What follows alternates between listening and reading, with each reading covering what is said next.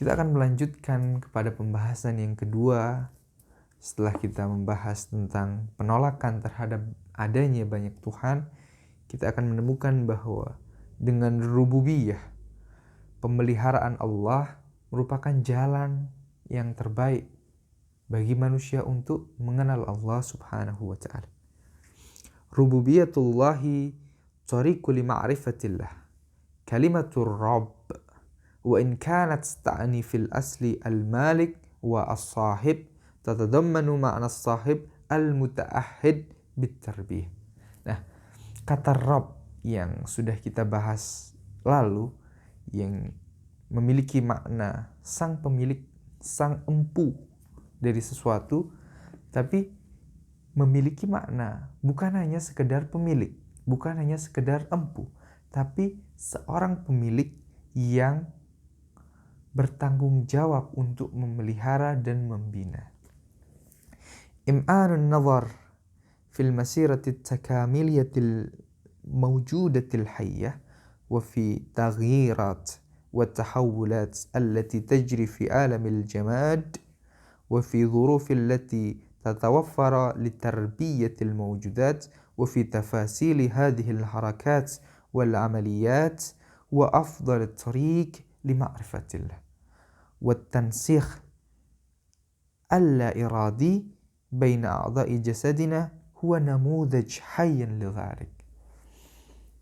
Apabila kita memperhatikan secara teliti bagaimana perjalanan penyempurnaan segala keberadaan, segala makhluk hidup, baik itu perubahan-perubahan, pergerakan, perkembangan yang terjadi pada alam materi ini, apabila kita melihatnya secara teliti, kemudian detail-detail pergerakannya, maka dengan cara inilah kita akan mudah untuk mengenal Allah yang memelihara, Allah yang mengawasinya, dan Allah yang menyempurnakannya.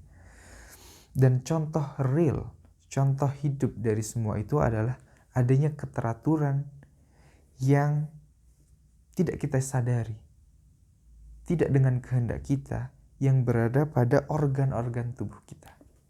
Ini adalah contoh real.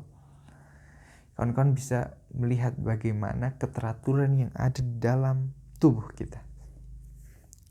لو وجهنا في حياتنا مثلا حادثة هامة تتطلب منا أن ننهض أمامها بقوة وحزم، فإن أوامر منسقة تصدر خلال لحظة قصيرة إلى جميع الأجزاء جسدنا بشكل لا إرادي وبسرعة خاطفة يشتد ضربان قلبنا وتنفسنا وتتجهز كل قوانا وتتدفن المواد الغذائية والأكسجين المحمولة عن طريق الدم إلى جميع الخلايا وتتأهب الأعصاب والعضلات للعمل والحركات السريعة وترتفع قدرة تحمل الإنسان للمصائب والآلام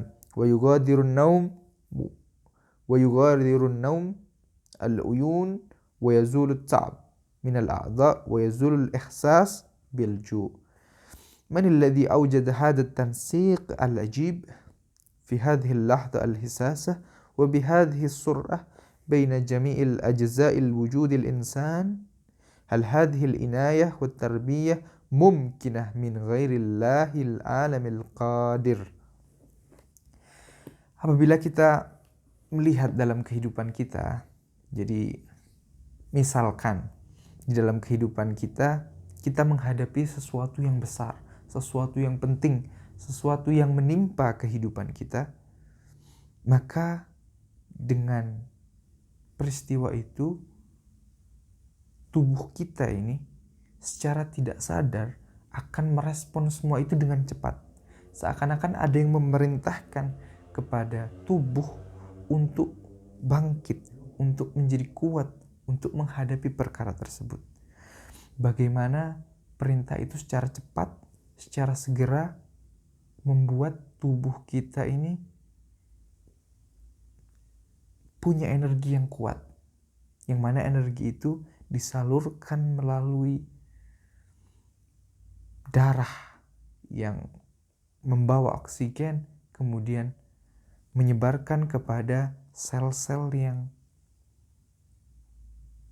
dibutuhkan untuk merespon peristiwa itu. Sehingga kita punya energi yang kuat.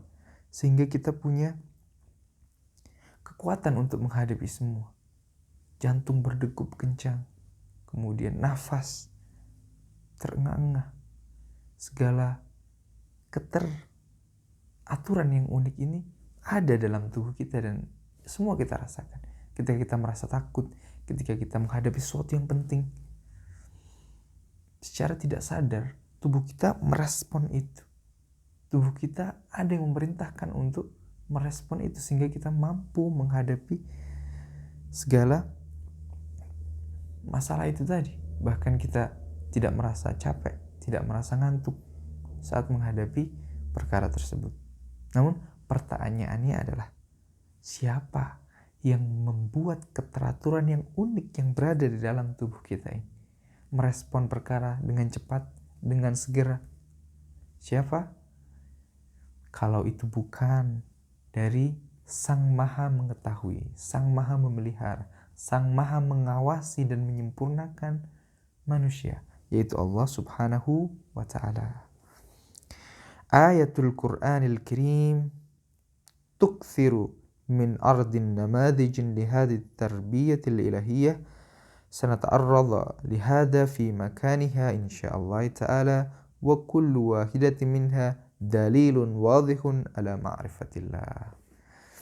Nantinya ayat-ayat Quran banyak sekali yang menunjukkan betapa Allah Subhanahu wa Ta'ala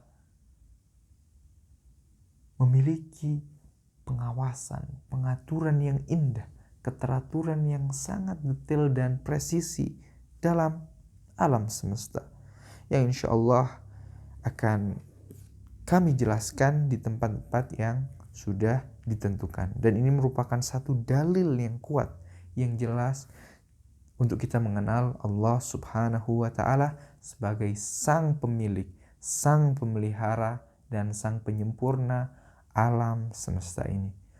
Mungkin cukup sekian, kurang lebihnya mohon maaf. Semoga ini bermanfaat dan menambah ma'rifat kita, pengetahuan kita kepada Allah, kekaguman kita kepada Allah, dan kecintaan kepada Allah, sehingga kita terus mendekat kepada Allah Subhanahu wa Ta'ala.